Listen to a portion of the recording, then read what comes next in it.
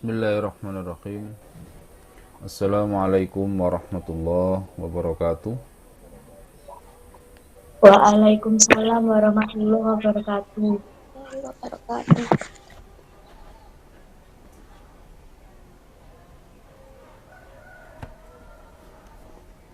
Alhamdulillahilladzi bi ni'matihi tatimmus shalihat.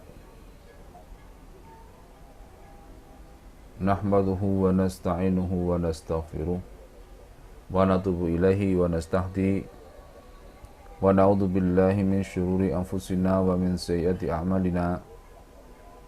May yahdihillahu fala mudilla lahu wa may yudlil fala hadiyalah. Asyhadu an la ilaha illallah wahdahu la syarikalah wa asyhadu anna Muhammadan abduhu wa rasuluh. Allahumma salli wa sallim wa barik wa an'im ala nabiyyina wa rasulina wa syafi'ina Muhammadin sallallahu alaihi wasallam wa ala alihi wa ashabihi wa man tabi'ahum bi ihsanin ila yaumil qiyamah. Wassalam tasliman katsiran ma ba'd. Anak-anakku sekalian yang di rumah, alhamdulillah kita kembali dipertemukan oleh Allah di dalam pelajaran kita masih dalam masa orientasi. Tapi ini adalah masa-masa yang penting untuk kita jalani dan kalian ketahui agar nanti memiliki bekal di dalam menjalani proses pembelajaran yang harapannya kalian akan mendapatkan harapan, atau dengan kata lain kalian akan mendapatkan atau sampai kepada target yang tertinggi yang bisa kalian capai. Intinya adalah kita semuanya, para ustadz, para ustadzah, dan juga pondok mengharapkan para santri mendapatkan yang terbaik dari yang diupayakan. Baik, kita akan meneruskan pada pelajaran kita kemarin, masih dalam adab mencari ilmu. Kita akan menginjak kepada adab yang ke-6,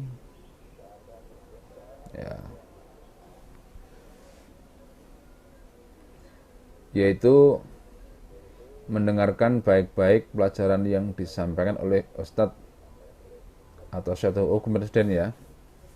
Kita lanjutkan sekarang pada yang ke-7. Ya.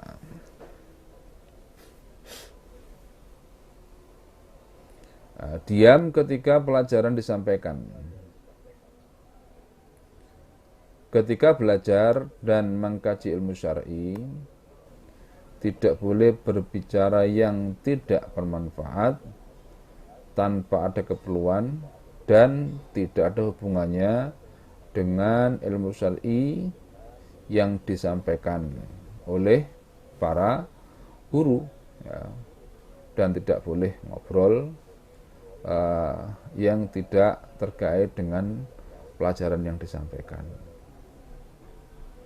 ya, sebagaimana disebutkan oleh Allah di dalam surat Al-A'raf, ya, bahwa memang kita ini harus diam ketika pelajaran disampaikan. Wa idza quri'al Qur'anu fastami'u lahu wa ansitu la'allakum turhamun. Apabila dibacakan kepada kalian Quran, maka hendaknya kalian mendengarkan dan diam. Nah, kaidah ini atau ayat ini kemudian juga menjadi kaidah bagi semua proses pencarian, semua proses pembelajaran. Ada proses di dalam mencari ilmu. Memang mendengarkan atau diam ini harapannya orang yang belajar atau anak didik atau santri itu akan memiliki fokus kepada pelajaran dan tidak dialihkan perhatiannya, tidak pecah konsentrasinya oleh hal-hal yang lain. Makanya suasana tenang di dalam kelas atau suasana tenang di dalam majelis itu harus tercipta. Makanya suasana majelis itu nanti akan menjadi gambaran tentang perhatian daripada para pencari ilmu untuk menunjukkan bahwa dia betul-betul mementingkan apa yang dia pelajari. Sehingga gambaran dalam hadis Nabi SAW terkait dengan para pencari ilmu itu keadaannya disebutkan oleh beliau, majtama'a qaumun fi baitin min buyutillah yatluna kitaballah wa yatadarasunahu illa wa yatadarasunahu bainahum illa nazalat alaihimus sakinah ya ghasyiyat alaihimur rahmah wa kaffathumul malaikah wa dzakarahumullahu fi man indah.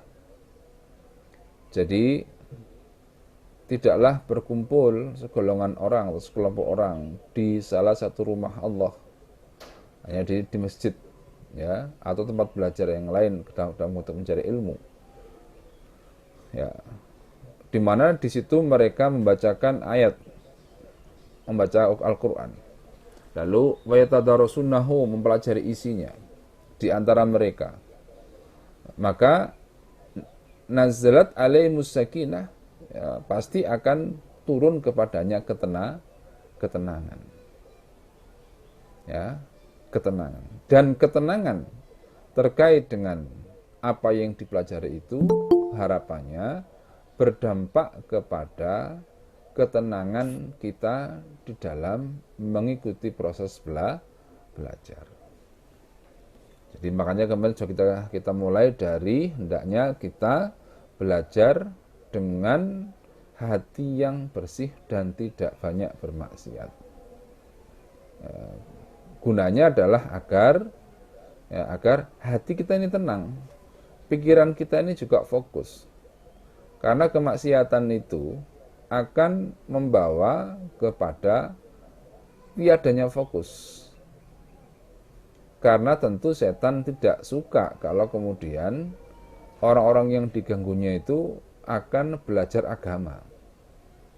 Karena yang ditakuti oleh setan itu adalah orang berilmu.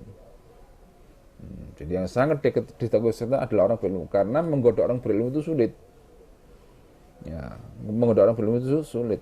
Makanya mereka berusaha bagaimana agar seorang muslim tidak menjadi orang berilmu.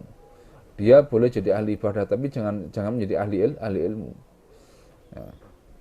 Jadi makanya selalu diprovokasi ya, dengan berbagai macam cara, termasuk adalah menghilangkan suasana tenang, menghilangkan suasana tidak gaduh ketika menjalani proses mencari ilmu itu. Nah, ini tentu ketenangan itu akan tercipta kalau kita sendiri yang mencari ilmu itu tenang.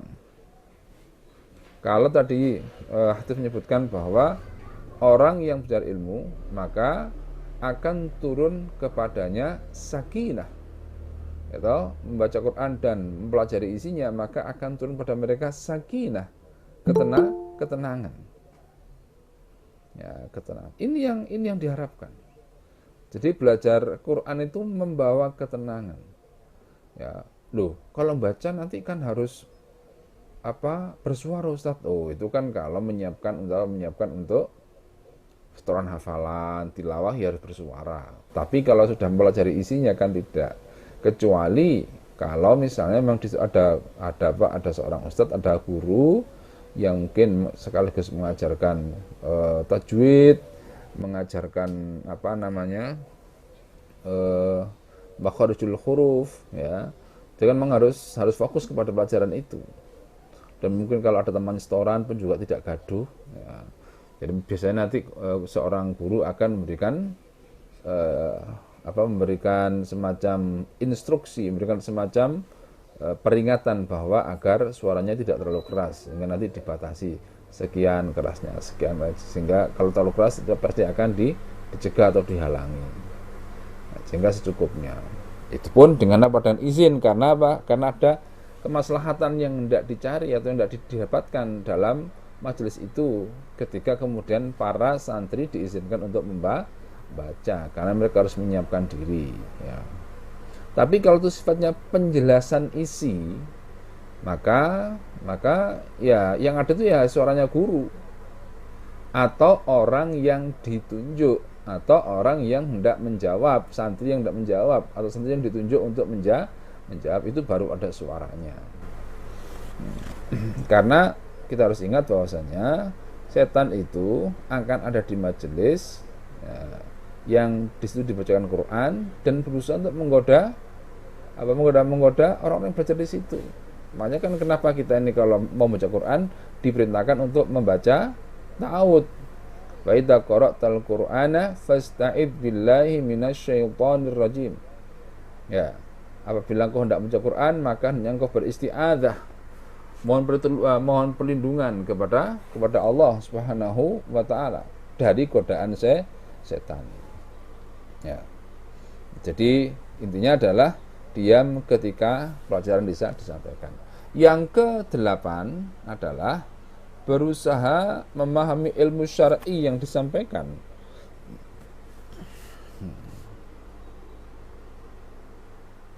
Nah, kalau di sini disebutkan begini, kiat memahami pelajaran yang disampaikan adalah mencari tempat duduk yang tepat di hadapan guru. Ya, lalu memperhatikan penjelasan guru dan bacaan murid yang berpengalaman. Ya, lalu bersungguh-sungguh mengikat atau mencatat faedah-faedah pelajaran. Tidak banyak bertanya saat pelajaran disampaikan, tidak membaca satu kitab, ya, kepada banyak guru pada waktu yang sama, mengulang pelajaran setelah kajian selesai, dan bersungguh mengamalkan ilmu yang telah dipelajari. Jadi yang pertama adalah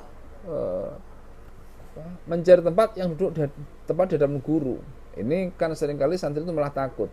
Takut apa? Takut kalau dia berada di hadapan guru, karena nanti takutnya menjadi orang pertama yang ditunjuk oleh guru itu untuk menjawab dan sebagainya.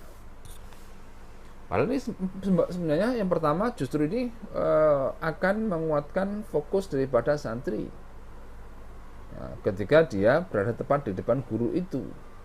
Karena kalau di tempat yang lebih jauh, apalagi di belakang, di pojok yang mungkin tidak terperhatikan, tidak teramati oleh daya jangkau pandangan guru itu, maka dia bisa jadi akan konsentrasi dengan yang lain, akan mudah terusik oleh temannya yang bertingkah, ya, dan lain sebagainya.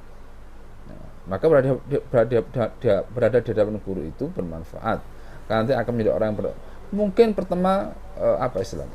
Pertama itu grogi lah, atau bahkan dapat dikatakan mungkin sering malu, walaupun sebenarnya itu bukan sesuatu yang memalukan. Mengapa kok sering tidak dapat menjawab pertanyaan guru? Karena kan guru akan menunjuk orang yang terdekat, ya. Lalu kok tidak bisa menjawab, kan malu, akhirnya menjauh. Tidak seperti itu. Jadi pertama tidak bisa, lama-lama nanti akan bisa, karena terbiasa dengan cara guru itu mengajar. Jadi kalau misalnya sudah diketahui babnya, bab apa, ya misalnya bab thaharah halaman sekian sampai halaman sekian, misalnya yang dipelajari, maka kalau memang sudah terbiasa seperti itu dan tahu bagaimana cara guru mengajar, seorang santri akan mengkondisikan dirinya, misalnya dengan cara menyiapkan diri sebelum pelajaran. Artinya dibuka-buka dulu pelajarannya itu sebelum diseman oleh guru yang bersangkutan.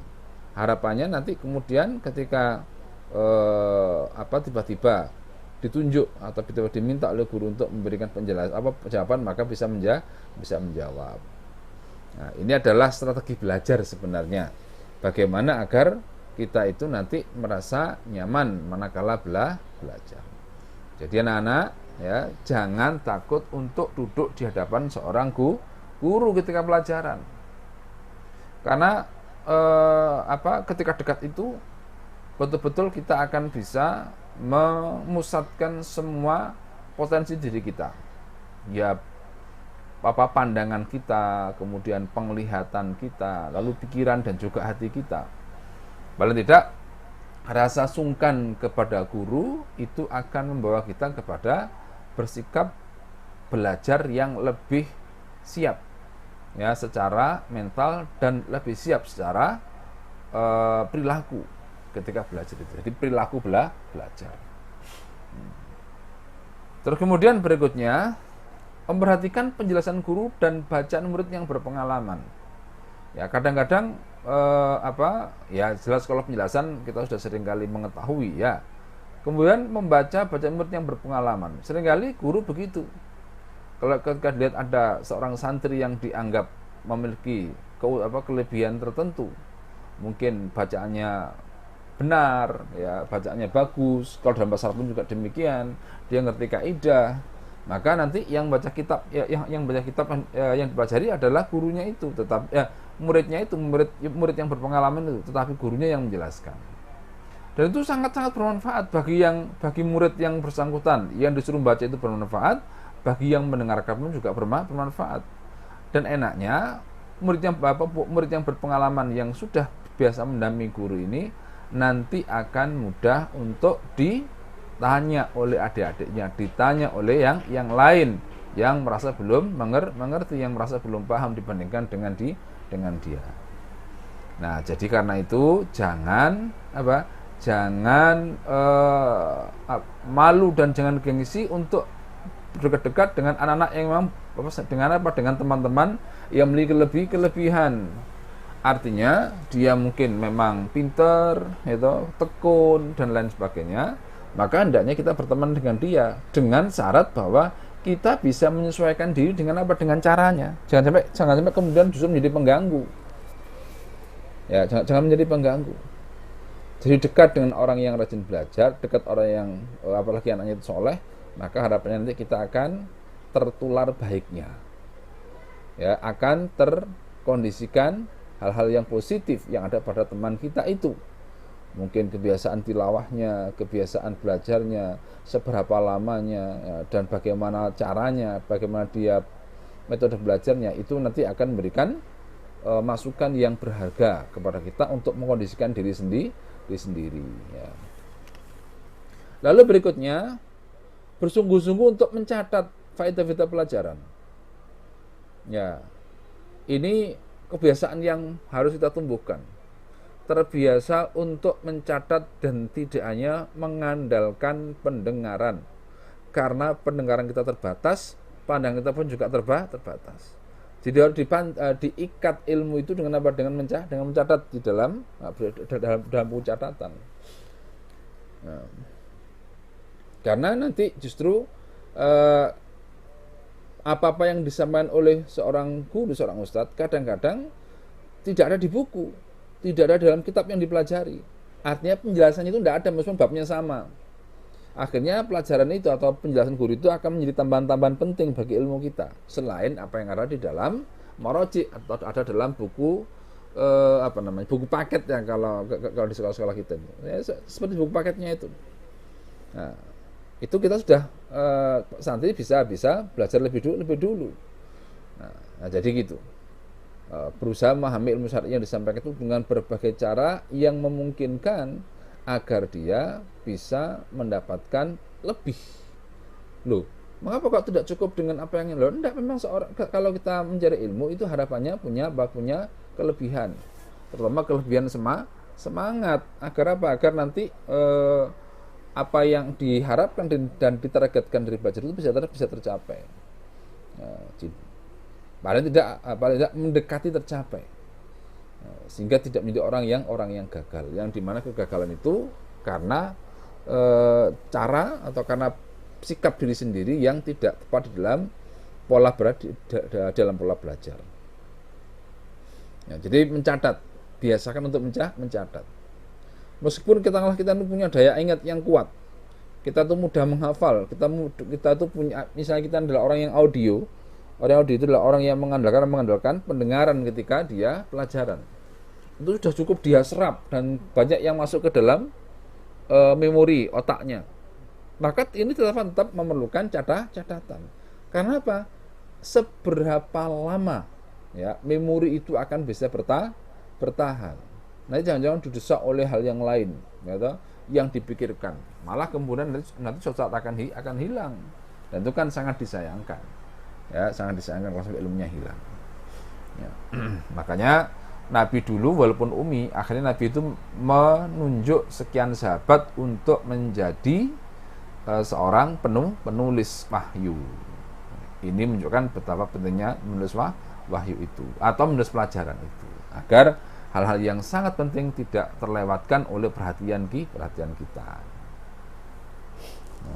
Lalu tidak banyak bertanya saat pelajaran disampaikan. Nah, ini pun juga sama. Ya, kalau kita mengetahui kisah dari Nabi Musa alaihissalam ketika belajar kepada Khadir, ya, kepada Nabi atau yang sering kita kenal sebagai Nabi Khidir, itu kan apa selatnya, apabila engkau ikuti aku maka engkau jangan banyak bertanya, ya, sampai nanti aku yang memberitahukan di pelajaran itu, di balik apa yang di dalamnya, aku nanti akan memberitahukan kepadamu. Kecuali kalau diberikan kesempatan untuk bertanya, makanya dimanfaatkan bagi yang ingin bertanya. Ya. Lalu kemudian tidak membaca satu kitab kepada banyak guru pada waktu yang sama. Ini maksudnya misalnya pelajaran tafsirnya itu sama. Misalnya tafsir Muyassar, kalau yang kita pakai di pondok, itu kemudian dibacakan kepada sekian banyak guru pada waktu yang sama. Ini sebaiknya tidak seperti itu. Nah, mengapa? Kadang-kadang ada perbedaan pendapat di kalangan para guru-guru itu terkait dengan penafsiran mana yang dipilih dan yang diutamakan oleh masing-masing itu. Nah, kalau kemudian kita sibuk dengan berbagai macam hal yang tidak sama seperti itu, khawatirnya terlalu banyak beban. Nah, jadi belajar dulu satu referensi yang kemudian dipelajari sampai selesai, ya, lalu kemudian bisa belajar kepada guru yang lain. Ya. Nah, kemudian juga dengan tidak membaca satu kitab di banyak guru, harapannya kita punya waktu juga untuk mempelajari pelajaran yang lain. Nah, jadi kalau dari guru itu diharapkan kita mendapatkan pelajaran yang lain, karena yang satu pelajaran itu sudah didapatkan di tempat lain. Nah, misalnya seperti itu. Ya, sama juga ketika di pondok, ya, sama bahwasanya apabila mempelajari suatu pelajaran, maka untuk tahap pertama fokus dengan apa yang disampaikan oleh guru. Ya. Sebentar ya, anak, saya mau keluar sebentar aja, 3 menit paling ya, sebentar ya.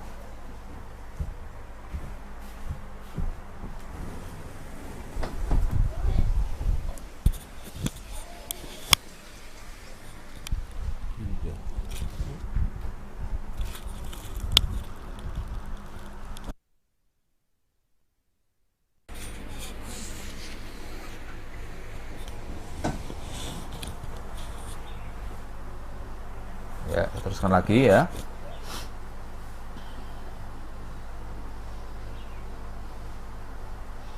Ya, jadi tadi tidak membaca satu kitab pada banyak guru di waktu yang sama.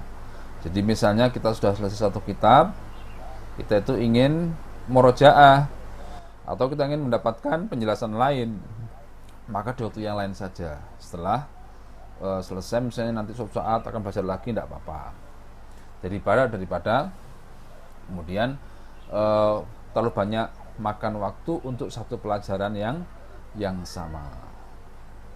Kemudian berikutnya adalah murojaah, mengulang pelajaran setelah kajian selesai atau setelah pelajaran selesai. Ini pun juga termasuk diantara cara untuk menguatkan ilmu, sehingga harapannya ilmu itu tidak sekedar menjadi kenang-kenangan. Atau kita sering mengatakan, saya dulu pernah belajar itu, kemudian mana bekasnya, mana sisa daripada belajar itu? Ternyata apa? Ternyata enggak ada. Mengapa? Karena tidak pernah diulang-ulang. Nah, mengulang-ulang itu akan mudah kalau kita punya catatan. Anak sekalian, daya ingat kita ini terbatas. Jadi daya ingat kita ini terbatas. Apalagi kalau kemudian ditumpuk sekian banyak yang harus kita ingat, kemudian berbagai jenis hal yang kita ingat. Maka nanti dikhawatirkan yang lebih utama akan tergeser oleh hal-hal yang tidak utama dari yang kita ingat itu. Ya, karena apa? Karena awalnya kalau kemudian kita ini masih banyak sekali perhatian, sehingga setiap kali pelajaran disampaikan tergeser oleh hal yang lain. Ada teman cerita sesuatu, ya misalnya cerita kemarin ketika Lebaran itu lihat film dari YouTube, akhirnya itu yang diingat, pelajarannya lupa. Ya, ada teman cerita ke tempat rekreasi tertentu, akhirnya itu yang teringat. Ya, pelajarannya tidak diingat, tidak diperhatikan. Itu karena apa? Karena teralihkan perhatiannya oleh yang lain. Nah, berikutnya adalah bersungguh-sungguh mengamalkan ilmu yang telah pelajari. Ini termasuk diantara adab seorang mencari ilmu, berusaha untuk mengamalkan ilmu yang sudah didapatkan.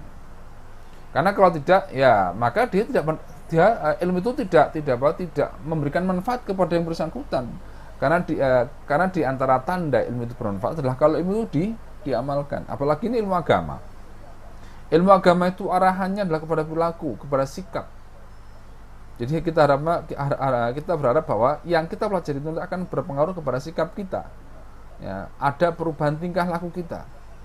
Ya, jadi ilmu agama itu sangat lekat dengan pendidikan tingkah laku, perubahan cara berpikir dan lain sebagainya. Jangan sampai kita seperti orang-orang ahli kitab. Jangan lupa ahli kitab. Mathalul ladzina humilut taurata tsumma lam yahmiluha kamathil himari yahmilu asfara. Bi samathul qaumil ladzina kadzdzabu bi ayatillah wallahu la yahdil qauma wallahu la yahdil qaumadz zalimin.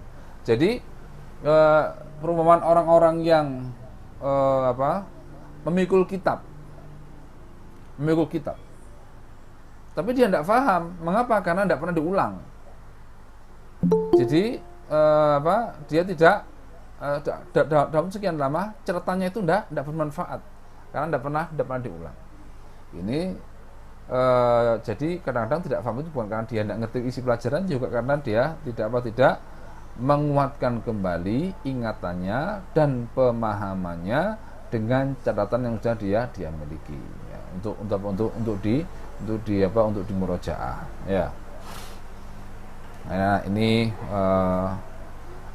pengawalan ilmu, ya. Jadi di antara untuk menjadikan ilmu itu melekat di dalamnya adalah dengan mengamalkan. Karena itu banyak sekali para ulama untuk menyatakan bahwa di antara cara menguatkan daya ingat ilmu kita adalah dengan kita mengamalkan.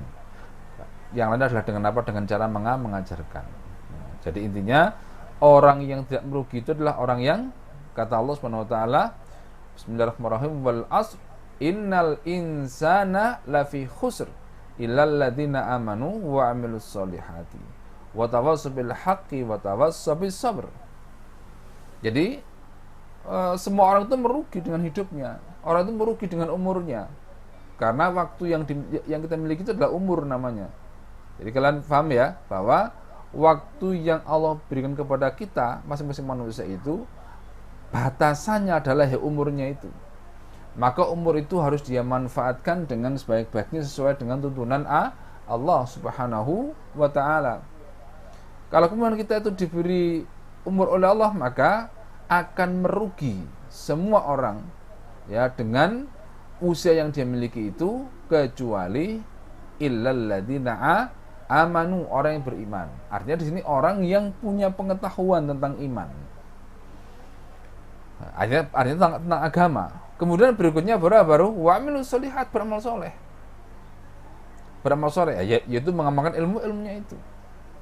Ya, baru kemudian watawassaw bil haq watawassaw bis sabr. Nah, dalam kaitan ayat itu Ibnu Qayyim Al-Jauziyah dalam kitab Zadul Ma'ad, ya, dalam bab tentang jihad itu menyampaikan bahwasanya manusia itu harus bersungguh-sungguh melakukan mujahadah diri,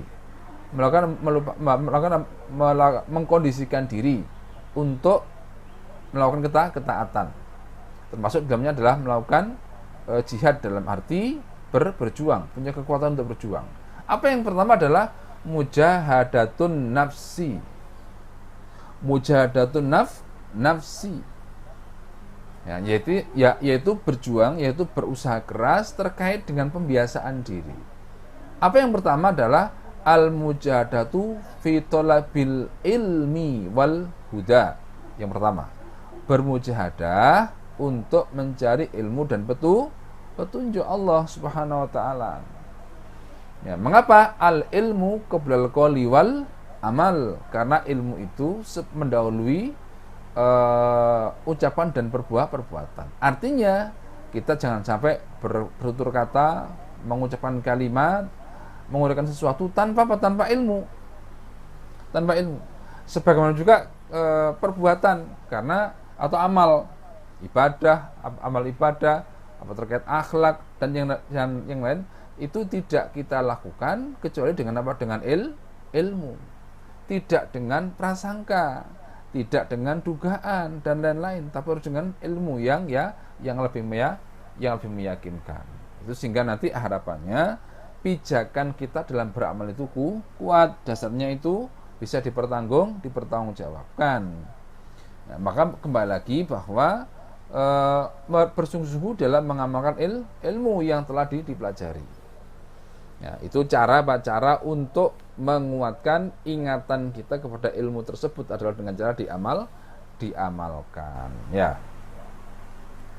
Baik, kita teruskan pada poin berikutnya, yaitu yang ke-9, menghafalkan ilmu syar'i yang disampaikan. Ini yang terbaik, ya. Ini yang terbaik. Kita berusaha untuk bisa menghafalkan ilmu apapun. Karena kalau para ulama-ulama dulu, mulai para sahabat Nabi SAW, mereka betul-betul mengandalkan ingatan selain tulisan. Tulisan itu hanya sebagai penguat saja. Tapi yang utama adalah apa yang mereka dengarkan dan apa yang mereka hafalkan.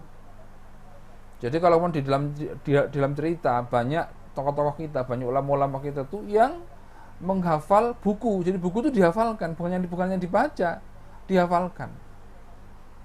Sehingga ada seorang ulama namanya Ibnu Qayyim Al-Jauziyah itu bisa mengarang kitab itu dalam perjalanan. Jadi dalam perjalanan haji itu beliau itu mengarang kitab. Namanya Zadul Ma'ad, ya. Dan itu kitabnya tebal, yang hanya bisa ditulis oleh orang yang betul-betul mendalam ilmunya dan hafal dia. Karena kan tidak mungkin membuat satu buku seperti itu lalu kemudian dia tidak hafal, karena pasti apa? Pasti akan bergantung kepada perpus. Lah kalau dalam perjalanan masa perpusnya dibawakan? Tidak mungkin dibawa perpusnya. Perpusnya ditinggal di rumah. Nah, berarti apa di sini? Perpusnya itu sudah dipindah ke kepala. Ya, jadi perpusnya sudah dipindah ke kepala. Apa maksudnya dipindah ke kepala? Dihafalkan. Jadi perjalanan itu dihafalkan. Nah, itu yang kemudian akhirnya menguatkan ilmu itu, penancapannya ke dalam diri dengan cara dihafalkan itu. Nah, ya memang di pondok kita belum menguatkan itu, masih proses bagaimana nanti agar santri punya kebiasaan untuk menghafal kitab. Ya. Nanti kita berusaha untuk programkan, ya, menghafal. Yang jelas memang yang dihafal adalah Quran, ya Quran. Tapi nanti harapannya bisa juga menghafalnya kitab-kitab lain, ya, kitab hadis ataupun kitab-kitab fikih, kitab-kitab usul dan seterusnya, atau kitab-kitab akidah yang bisa dihafal, ya, paling tidak matan-matannya.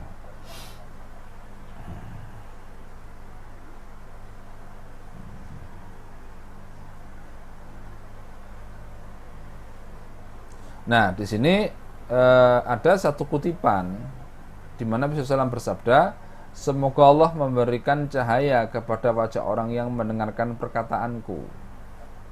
Kemudian ia memahaminya, menghafalkannya dan menyampaikannya. Ya, banyak orang yang membawa fikih, tapi ada banyak orang itu yang membawa pemahaman, membawa riwayat dan lain sebagainya kepada orang yang lebih paham daripadanya. Maksudnya ada orang itu yang dia menghafal ilmunya, tapi dia belum paham isinya. Kalau lafadznya hafal dia. Maka kadang-kadang ada orang kalau dalam dunia, kalau dalam bidang hadis, ada orang itu yang menyampaikan satu hadis, riwayat ataupun kaidah-kaidah dari orang-orang sebelumnya, dari guru sebelumnya. Kemudian dia menyampaikannya kepada orang yang setelahnya. Itu di mana orang yang setelahnya itu lebih paham daripada penyampainya sendiri. Lebih paham daripada penyampainya sendiri. Dan itu banyak terjadi. Nah, jadi di sini disebutkan banyak orang yang membawa fikih atau membawa pemahaman kepada orang yang lebih paham daripadanya. Karena apa? Karena bisa jadi orang yang kesekian itu dia lebih bisa memahami dibandingkan dengan orang sebelumnya. Karena sebelumnya itu cuma menghafal saja.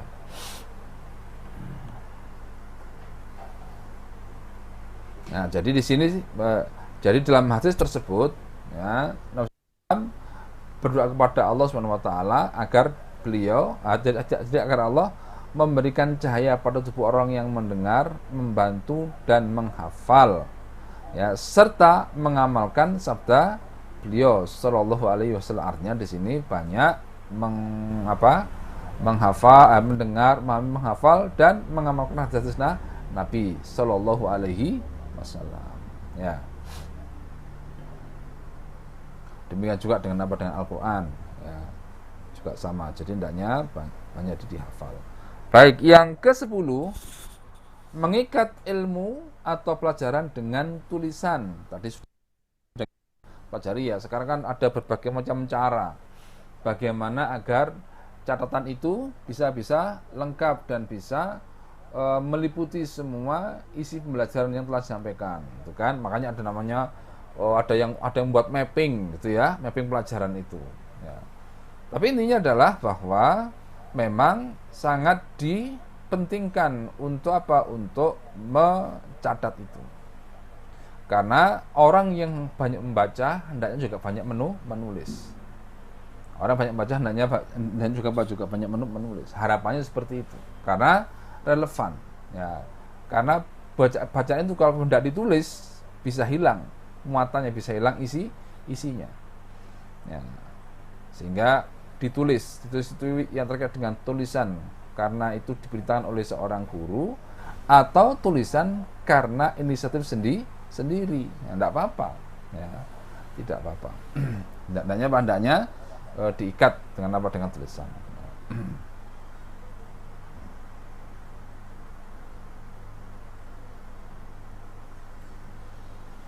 Baik, ini saya kira sudah bisa dipahami ya.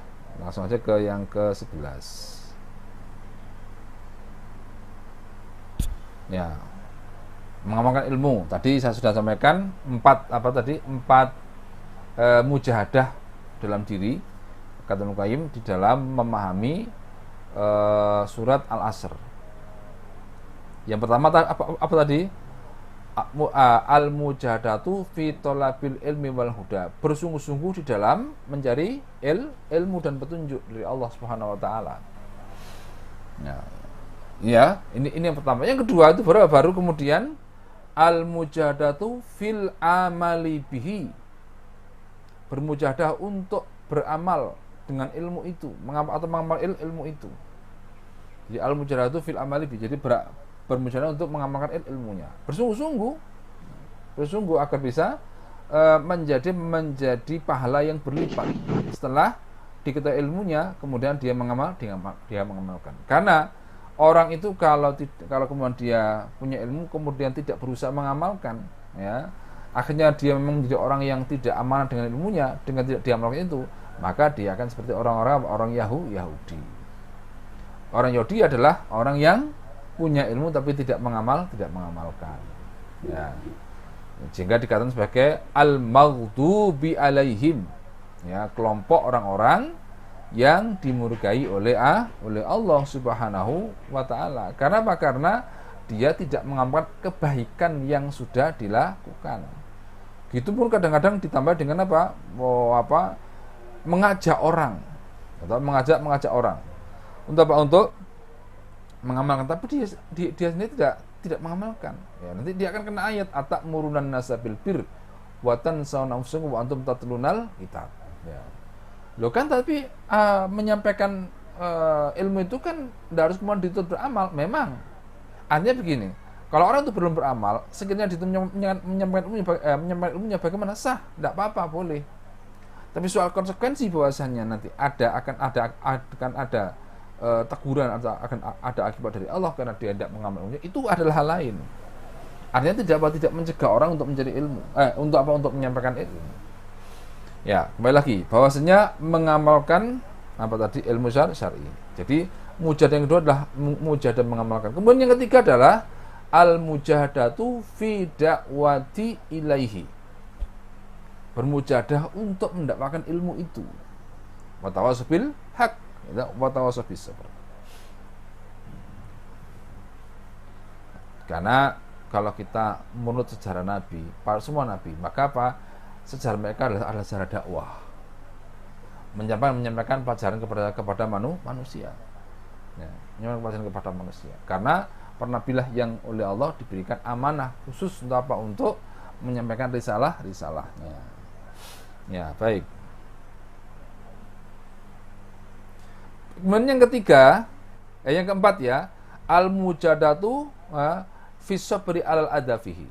Bermujahadah untuk sabar di dalam dalam dakwah, termasuk sebenarnya adalah sabar dalam belajar, sabar dalam mengamalkan ilmu. Itu semuanya bahasa butuh belajar, ya.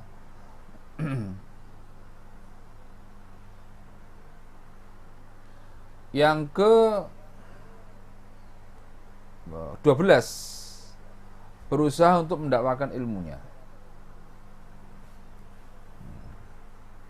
Jadi berusaha untuk mendakwakan ilmunya.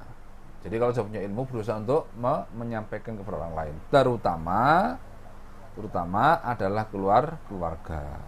Sebagaimana firman Allah, ya ayyuhalladzina amanu qu anfusakum wa ahlikum naro. Wahai orang-orang beriman, jagalah dirimu dan keluargamu dari neraka.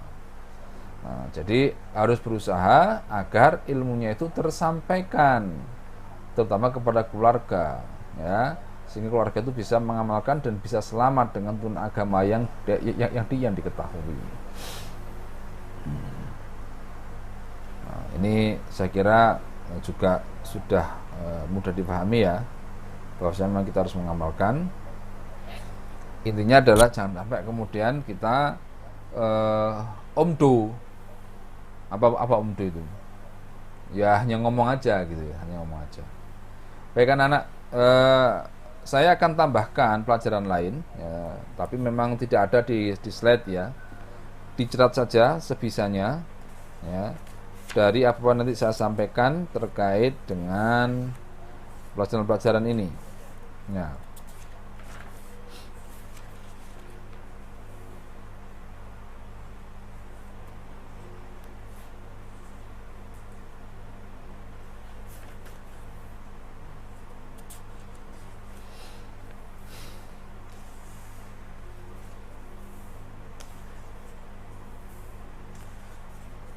Tentang masih watak kepribadian daripada orang-orang yang mencari ilmu.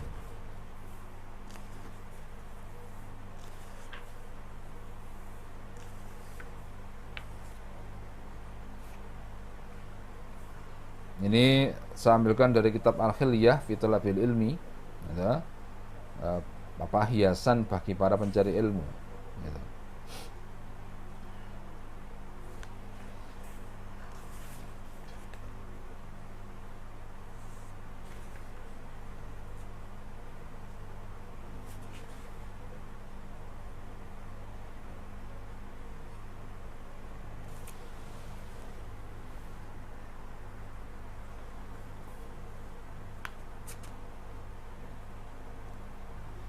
Kita kembali kepada kemarin yang terkait dengan pemahaman bahwa ilmu adalah ibadah, ya.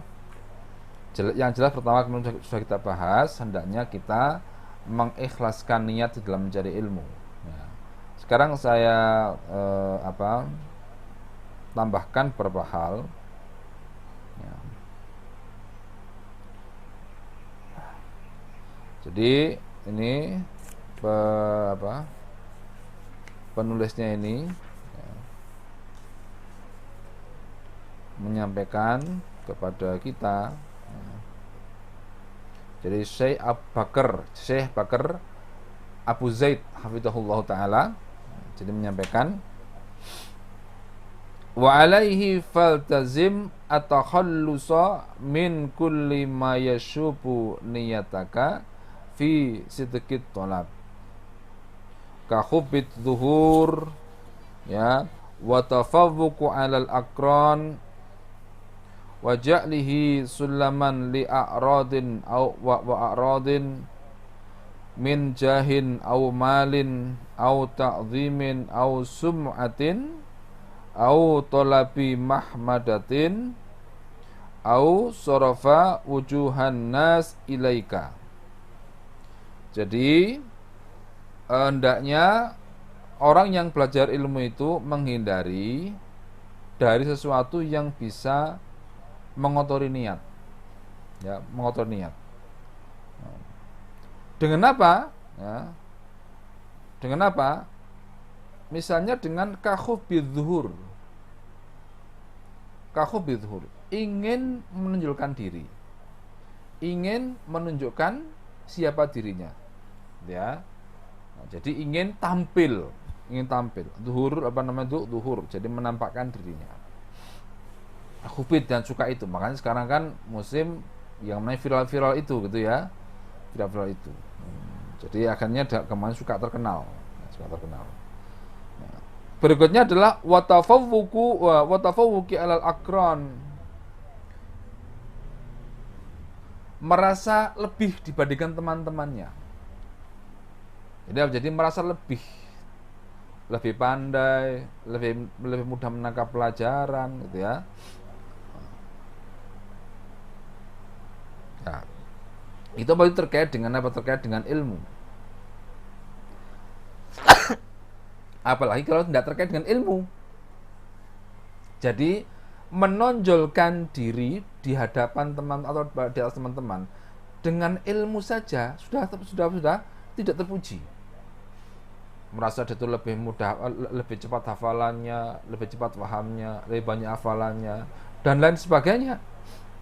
Itu adalah kenikmatan yang bukan untuk dibanding-bandingkan dengan apa? Dengan teman lain.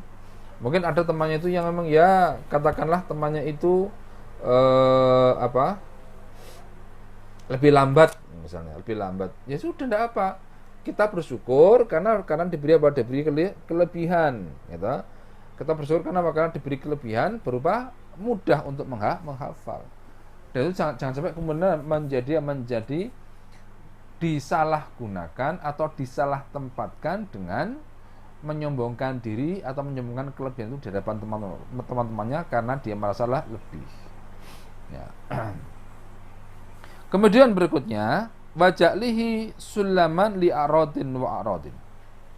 Nah, jadi menjadi ilmu itu sebagai batu loncatan untuk mendapatkan ambisi dan kekayaan. Ya, intinya mendapatkan dunia. Jadi lalu sebenarnya ilmu itu apa sih? Ilmu itu untuk bekal ibadah. Ilmu itu untuk apa? Untuk bertakarub kepada Allah. Loh, Ustaz, kan sekarang biasanya ilmu itu kan untuk kerja. Itulah kesalahannya. Itulah problemnya. Jadi ilmu itu bukan untuk kerja, untuk ibadah. Bahwa kemudian itu menjadi jalan rezeki, ya tidak apa-apa. Tapi itu bukan niatnya. Niat mencari ilmu adalah untuk apa? Untuk bertakarub kepada Allah, ya, untuk beribadah kepada Allah agar amal kita ini atau ibadah kita ini berdasarkan ilmu. Itu tujuan utamanya. Jadi bukan untuk mendapatkan keuntungan duniawi. Ya, karena itu akan menjadi salah niat. Ya, misalnya contoh orang diberi, misalnya seorang tuh santri misalnya diberi oleh Allah kelebihannya adalah dia lebih pandai karena dimanfaatkan. Bagaimana caranya? Ya, dia ngelesi temannya, berikutnya dia mendapat uang, akhirnya dia pasang tarif di situ. Nanti barang siapa yang belajar ke saya, belajar kelompok ya, nanti malam ya, tapi syaratnya apa? Bayar berapa? Bayar masing-masing 2.000. Nah, itu kan. Nah, masing-masing bayar 2.000. Nah, ini apa? Ini tidak bertempatnya yang seperti ini, ya, tidak bertempatnya. Mengapa? Karena kalau bisa kita ini memberikan ilmu, ya, memberikan ilmu tanpa mengharapkan sesuatu kecuali dari Allah. Ya, mengharapkan dosen hanya dari Allah. Terserah nanti bagaimana Allah akan memberikan menyampaikan rezeki itu kepada kita. Ya, entah itu lewat digaji karena mengajar ataupun karena jalan lain, ya. Intinya adalah sampainya rezeki itu kepada kita. Tapi yang jelas bahwasanya bahwa jangan sampai kita jadi orang yang kemudian mengajari teman lalu kemudian pasang tarif dan sebagainya. Lah terus kemudian mungkin ada bertanya, loh, tapi kenapa kok di pondok kok ada SPP? Loh, kan banyak hal SPP itu. Ya, perlu beli alat, perlu beli perangkat, kemudian untuk makan kalian sendiri juga dan lain sebagainya. Yang itu kalau dihitung ya banyak penik-peniknya. Ya, banyak penik-peniknya. Jadi misalnya pondok kan juga perlu banyak tenaga untuk membantu penyelenggaraan pendidikannya. Jadi kalau kita misalnya hendak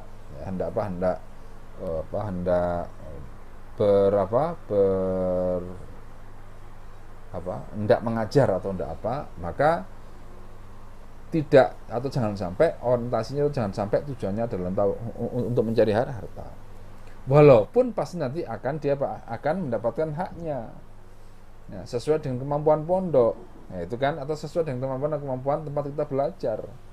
Nah, tapi seorang yang kemudian dia menjadi ini apalagi di pondok itu sebenarnya tidak seperti ketika orang itu menjadi pegawai. Karena pondok itu prinsipnya adalah khidmah. Kalian tahu khidmah? Khidmah itu adalah melakukan pelayanan kepada umat. Jadi memberikan pelayanan kepada umat. Itu tujuan daripada pondok itu. Nah, itu nomor satu. Kemudian yang lain rezeki ya itu bergantung kepada Allah. Sesuai dengan sesuai dengan kemampuan pondok dalam hal ini. Sehingga tidak salah paham ya. Tidak salah paham bahwasanya mencari ilmu itu adalah untuk apa? Bukan untuk mencari hal sifatnya duniawi. Baik itu harta, kehormatan, kemudian pengagungan, kemudian orang yang terkenal, gitu. Atau mengharap puji-pujian. Sehingga harapannya perhatian manusia itu kepada dirinya. Jadi perhatian orang itu tertuju kepada dirinya. Nah, enggak seperti itu. Jadi kita mencari ilmu bukan untuk menjadi perhatian orang. Menjadi pusat perhatian orang. Ya, enggak seperti itu. Nah, jadi kalaupun itu hanya merupakan efek atau merupakan akibat, bukan tujuan kita mencari ilmu. Lalu yang kedua, dalam kaitan dengan mencari ilmu adalah ibadah, disebutkan di sini oleh Syekh Bakar Abu Zaid bahwasanya fa inna hadhihi wa amthalaha idza syabatin niyyah afsadatha wa dhahabat barakatul ilmi walihada yata'ayyanu alaika an tahmiya niyataka min syurbil min syaubil iradah ya li ghairillahi ta'ala bal wa tahmil hima. Ya, jadi jika semua itu sudah mengotori niat, artinya tadi ingin terkenal, ingin tampak lebih hebat dari teman yang lain, gitu, ingin mendapatkan menjadi hal-hal yang bersifat duniawi, ya, itu akan mengotori hati,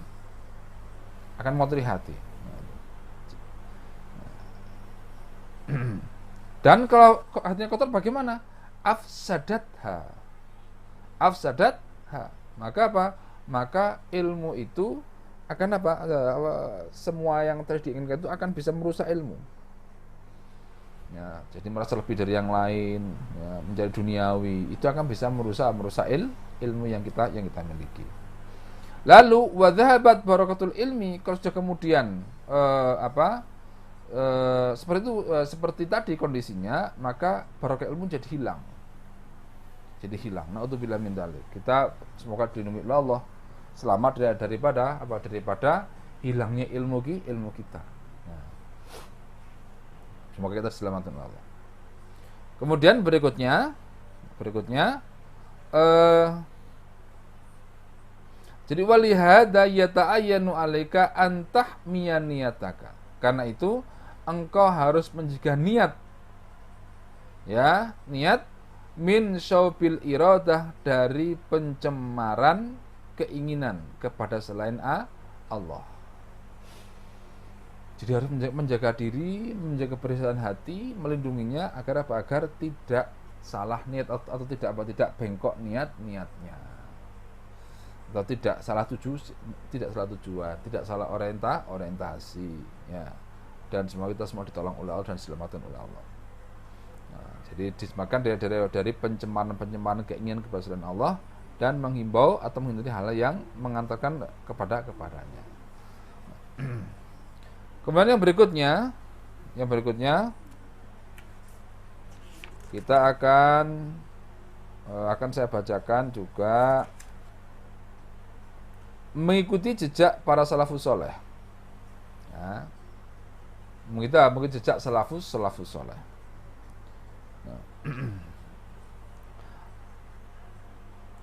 Syekh Abu Bakar Abu Zaid mengatakan, jadilah pengikut ulama salaf atau jalan para salafus soleh, baik dari kalangan sahabat radhiyallahu anhum maupun orang-orang yang setelahnya, yang selalu mengikuti jejak para sahabat itu dalam kaitan atau dalam masalah agama seperti tauhid, ibadah dan lain-lain, Dan harapannya memiliki sifat yang istiqomah dan teguh dalam meninggalkan teguh di dalam memegang peninggalan Rasulullah SAW. Ya, terutama di sini adalah peninggalan yang terkait dengan sunnah-sunnah Nabi SAW. Ya. Menerapkan sunnah-sunnahnya pada diri sendiri, lalu kemudian menerapkan sunnah-sunnah Nabi itu pada diri kita. Meninggalkan perdebatan dan berbantah-bantahan. Jadi orang-orang zaman dulu, para ulama salaf itu lebih fokus kepada satu, mencari ilmu. Kedua, berusaha untuk mengamalkan. Ketiga, menghindari banyak melakukan perdebatan yang tidak perlu, gitu. Atau perdebatan debat kusir, gitu ya, karena sama-sama tidak paham. Karena itulah kemudian kita berusaha untuk berusaha seminimal mungkin menutup adanya. Jadi seminimal mungkin tidak terjebak kepada perbantahan itu. Harus menjaga diri, sehingga kita sibuk dengan tuntunan Allah Subhanahu wa taala. Harapannya nanti akan mewarnai diri kita. Qala Dhahabi rahimahullahu taala, Imam Dhahabi, ya, ini salah seorang ulama besar, ya, mengatakan wasahha anid Daraqutni, ada riwayat sahih dari Daraqutni, annahu qol, bahasanya beliau mengatakan, ma syai'un abghada ilayya min ilmil. Nah, jadi tidak satu yang aku ini daripada perbantahan, ilmu yang mengandung banyak perbantahan. Qultu lam yadkhulur rajulu abadan, ya, bahwa kemudian seorang tidak masuk selamanya ke dalam ilmu yang mengandung banyak debat, ya, banyak debat, atau wala khadha fi dzalika bal kana salafiyan, atau berdalam-dalam di situ, ya, berdalam-dalam dengan hal yang diperdebatkan itu. Mengapa? Karena ini akan menghabiskan waktu. Kemudian kedua, seringkali menimbulkan pertentangan. Padahal kita upayakan untuk umat Islam itu bersatu. Tidak menjadi terpecah-pecah oleh berbagai macam pernyataan orang-orang yang menyampaikan ilmu, gitu ya. Jadi ini hendaknya seperti para ulama salaf yang ketika mereka menemukan ilmu, maka yang pertama pikirkan adalah bagaimana agar ilmu itu difahami, yang kedua adalah bagaimana agar ilmu diamalkan. Ya.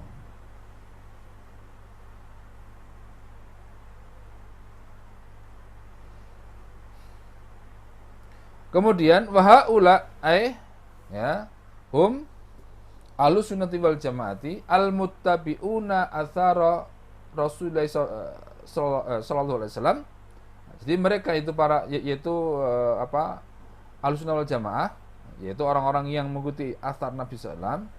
Wahum kama qala Syekhul Islam Ibnu Taimiyah rahimahullahu, mereka itu sebagaimana disebut oleh Syekhul Islam Ibnu Taimiyah, wa ahlus sunnah, ya, naqawatul muslimin wahum khairun nasi linnas, khairun nasi linnas.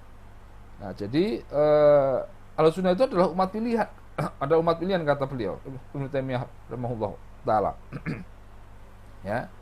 Adalah umat pilihan. Wahum khairun nasi linnas, itu adalah sebaik-baik manusia untuk manusia. Sekali lagi dengan apa? Dengan ilmu. Ya. Dan ilmu yang kemudian dihiasi dengan tingkah laku yang mulia, ilmu yang tidak diberhati oleh beban-beban perdebatan yang kadang-kadang berujung kepada pertikaian, yang berujung kepada perpecahan. Nah, jadi walaupun kalian masih, kan saya masih SMP Ustadz, ya perlu tahu. Karena apa? Karena para ulama memberitahukan seperti itu. Nah, sekarang begini. Orang menghindari, misalnya santri-santri itu ya, misalnya itu menghindari perdebatan, tidak ngomong agama dan tapi akhirnya ngomong yang lain,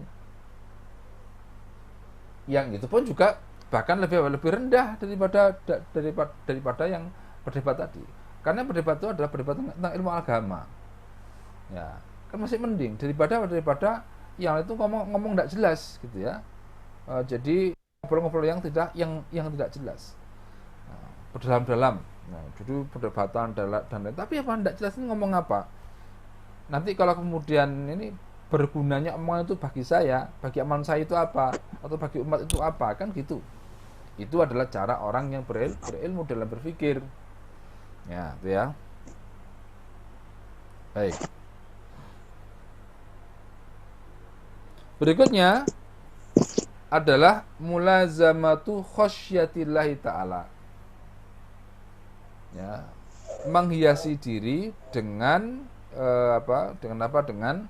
menghiasi dengan memakmurkan zahir dan juga batin dengan sikap takut atau khasyah kepada Allah, ya. Jadi apa? Jadi at-tahalli bi imaratiz zahir wal batin. Jadi menghiasi diri dengan memakmurkan zahir dan batin. Bagaimana cara memakmurkannya? Zahirnya itu banyak digunakan untuk berbuat baik dan ketaatan, demikian juga dengan hatinya. Ya, digunakan untuk itu. Ya. Kemudian apa yang bisa menumbuhkan itu? Ya, khasyah, takut kepada Allah Subhanahu wa taala. Ini adalah harta yang sangat mahal. Sehingga dikatakan oleh Al-Qur'an bahwasanya innama yakhsyallaha min ibadihil ulama, sungguhnya orang yang paling takut kepada Allah adalah orang yang berilmu. Makanya kita perlu ngoreksi nanti, kita ini saya kok tidak menjadi orang yang khawatir salah gitu.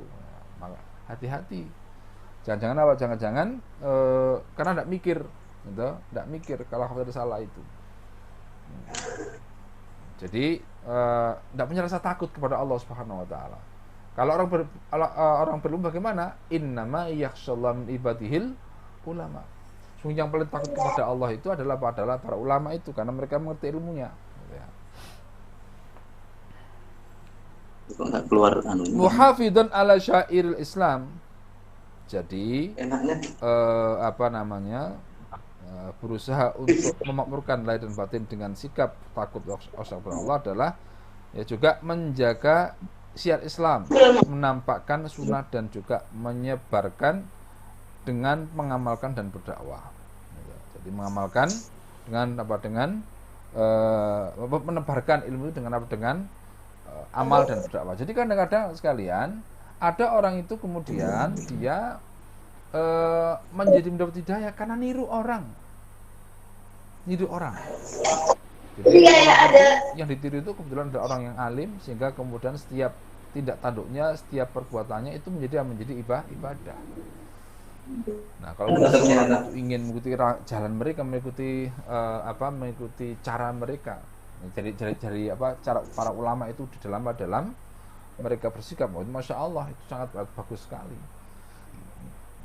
Dan itu yang kita harapkan, bahwasanya kita ini punya idola kita adalah orang-orang soleh itu, yang kita berharap nanti akan bisa bertemu dengan mereka nanti baik dunia maupun akhirat. Ya, kemudian muhafizan ala syair Islam. Ya, jadi juga di dalam berusaha untuk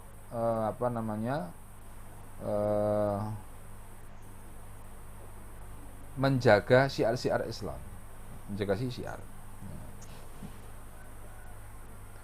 Nah, apa itu? Ya, Islam ya semua hal yang terkait dengan agama yang perlu orang tahu, dan kemudian juga harapannya orang itu menjadi tertarik untuk masuk ke dalam Islam. Wa dari sunnah wa nashriha. Jadi apa? Jadi menampakkan sunnah dan juga menyebarannya bil amal dengan cara mengamalkan. Ini ya berarti tetap. Jadi kalau misalnya ada dalam kita mencari ilmu ini, ya dalam kita belajar ini, ya kita berusaha untuk yang baik-baik kita tampakkan. Makanya belajar ilmu sedikit demi sedikit, gitu. Jadi demi sedikit, tidak tergesa-gesa, tidak terburu-buru, ya. Kemudian yang ada itu dipelajari, ya, difahami, harapannya segera bisa diamalkan. Nah, dan itu apa modalnya tadi? Kalau hamba itu takut kepada Allah Subhanahu wa taala. Ya.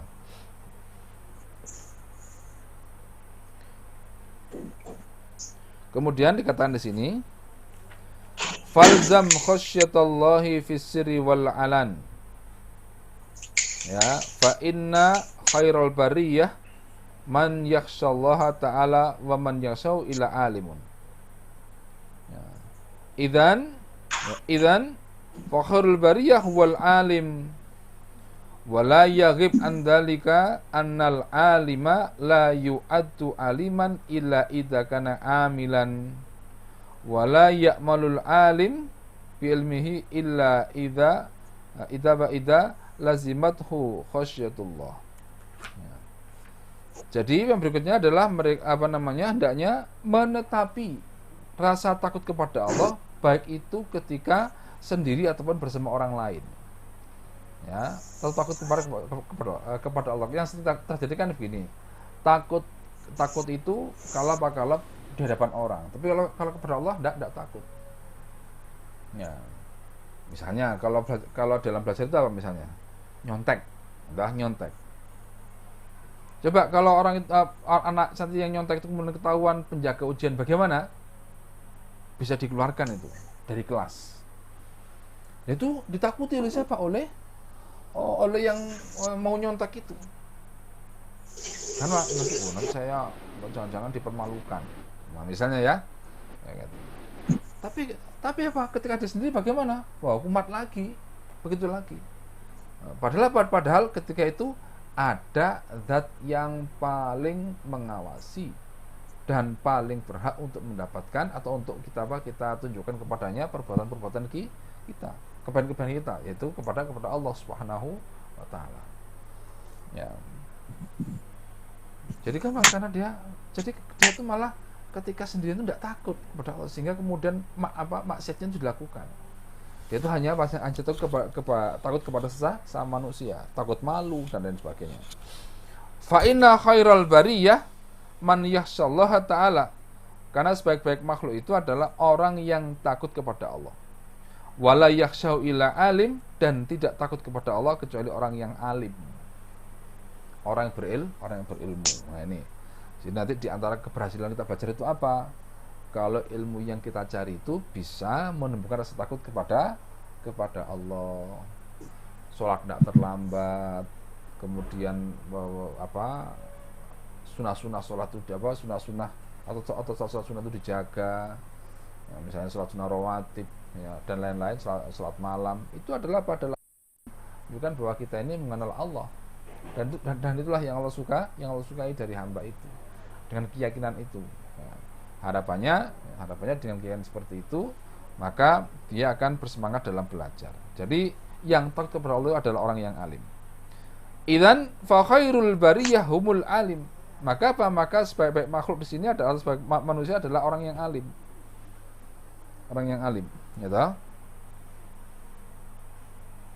Sehingga perlu untuk diinikan, karena juga disebutkan oleh Nabi SAW bahwasanya ad-dunya mal'unah wa mal'unun ma fiha, ya toh?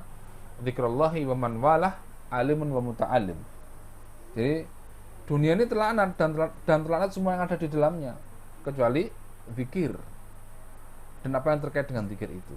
Lalu orang yang alim, artinya orang yang banyak ilmunya dan mengajar ilmunya. Lalu muta'allim, dan orang-orang yang belajar ilmu syar'i. Nah, inilah yang tidak terlaknat. Ya. Tapi kalau kemudian yang lain itu terlaknat. Ya, karena apa? Karena tidak ada orientasinya kepada Allah Subhanahu wa taala. Ya, jam 8.28 sekalian, silakan kalau ada yang hendak menyampaikan pertanyaan. Saya tunggu.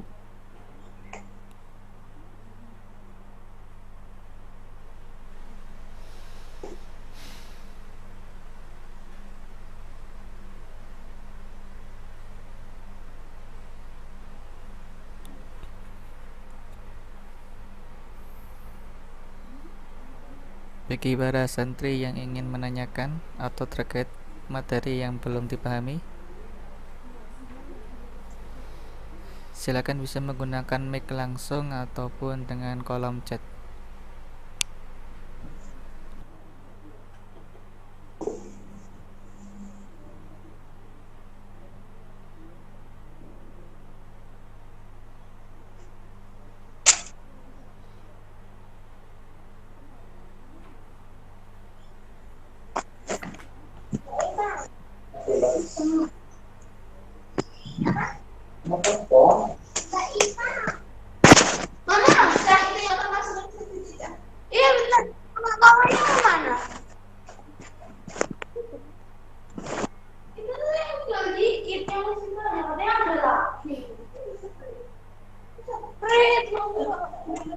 Yo, silakan anak-anak kalau ada yang ditanyakan.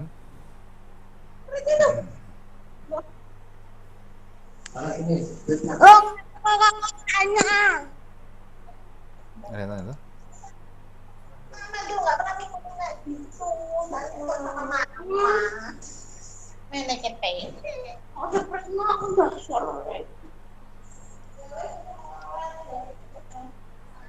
Jadi minum baca.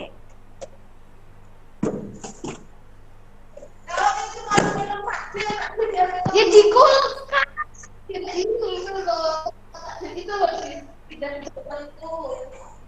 Nggak tahu. Saya tambah satu lagi aja ya. Selesai ya. Baik, kalau tidak ada saya tambahkan lagi pelajarannya anak ya. Satu poin lagi. Yaitu apa? Seorang yang mencari ilmu hendaknya memiliki sifat muraqabah atau dawamul muraqabah. Artinya menghiasi diri dengan sikap senantiasa merasa diawasi oleh Allah Subhanahu wa taala. Jadi at-tahalli bidawamil muraqabah lillahi ta'ala fisiri wal alan, menghiasi diri dengan sikap selalu merasa diawasi oleh Allah, baik di saat sendirian maupun di tengah keramaian. Sa'iran ila rabbika bainal khaufi war raja, dan hendaknya berjalan menuju Allah ya, antara khauf dan raja, antara takut dan harap. Takut dan harap. Ya. Fa innahuma lil muslim kal janahaini lit ta'ir. Karena apa? Karena bagi seorang muslim takut dan harap itu seperti apa? Seperti sayap burung sehingga bisa terbang. Nah, artinya di sini kalau seorang muslim itu agar dia bisa sampai kepada Allah, maka hendaknya dia memiliki dua sifat penting, yaitu khauf wa raja. Kemudian fa'aqbil 'alallahi bi kulliyatika, maka menghadaplah kepada Allah dengan seluruh anggota badanmu, seluruh dirimu. Nah, kemudian berikutnya wal yamtali qalbuka bimahabbatih, dan penuhlah hatimu dengan cinta kepada Allah. Walisanuka bidzikrihi, dan lisanmu dengan banyak zikir kepada Allah. Wal istibsyar, ya, wal istibsyar, serta kesenangan dan kegembiraan, yaitu kebahagiaan, bi ahkamihi, jadi al istibsyar wal farhi wasurur bi ahkamihi wa hukmihi subhanahu. Jadi senantiasa merasa senang, gembira, bahagia dengan tuntunan Allah, dengan hukum-hukum Allah, dan juga dengan hikmah-hikmah dari Allah Subhanahu wa taala. Nah, ini jadi merasa diawasi oleh Allah. Ini nanti akan menjadikan orang itu sungguh-sungguh di dalam mencari ilmu. Karena mencari ilmu itu hendak dia tunjukkan, hendak dia tampakkan kepada Allah Subhanahu wa taala. Nah, kalau sudah seperti ini, maka dalam kondisi apapun dia akan senantiasa berusaha untuk menambah ilmunya. Ya. Dan akan bersemangat. Karena apa? Karena dia ingin Allah itu menyukai dirinya, mencintai dirinya. Nah, jadi merasa diawasi oleh Allah Subhanahu wa taala, harus menjadi sikap, harus menjadi watak, menjadi kebiasaan daripada seorang yang mencari ilmu. Ya. Ini nanti kalau sudah demikian, maka dia tidak akan berani, misalnya contoh melanggar tata tertib, tidak akan berani. Bukan karena ustaz, atau bukan karena siapa, karena takut Allah. Karena seorang bisa jadi dia tidak ada yang tahu, temannya tidak tahu, ustaz juga tidak tahu, tapi kan Allah tahu. Ya, datang terlambat, tidak ada yang tahu. Tapi Allah tahu. Apalah artinya menghindari pandangan manusia yang memang terbatas, pandangan teman yang terbatas, pandangan ustaz yang juga terbatas. Tapi pandangan Allah tidak terbatas. Jadi semua apa yang kita lakukan, semua gerak-gerik kita, Allah mengetahui. Nah, daripada kemudian bermaksiat seperti itu, maka lebih baik menjaga diri dengan selalu merasa diawasi oleh Allah Subhanahu wa taala. Ya, baik anak, itu yang kita pelajari pagi hari ini. Semoga bermanfaat dan semoga menjadi bekal. Nanti kalau ada yang tidak dimengerti bisa disampaikan, kalaupun tidak sekarang ya di kesempatan lain di pertemuan yang berikutnya, ya. Baik, dari saya seperti itu pagi ini, semoga bermanfaat. Subhanakallahumma wa bihamdika asyhadu an la ilaha illa anta astaghfiruka wa atubu ilaik. Assalamualaikum warahmatullahi wabarakatuh. Waalaikumsalam.